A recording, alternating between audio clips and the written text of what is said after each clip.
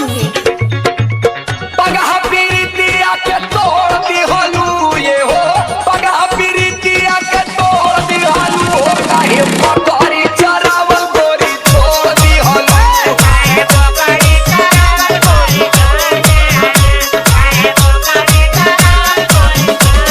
तू का बुझेला हम तोरा से प्यार ना करिले। अरे पगलो तू मिले नु काहे ना?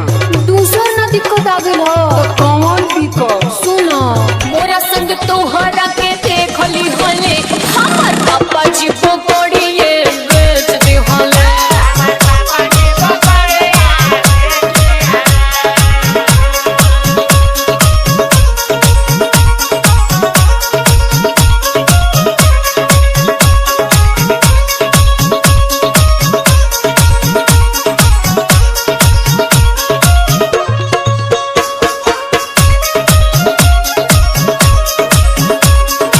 डीजे परी, डीजे परी, डीजे परी। हे भगवान वो किसी जाएंगे हो, ये पिंटुआ का काम हो। हाँ हमरो लागता उ मिली ना तो फिर चप्पल चप्पल मारब। हे भगवान अब का होई?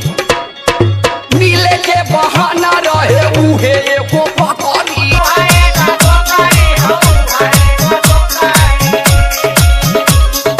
लागल बा कि पिंकुआ लगवले बाटे लक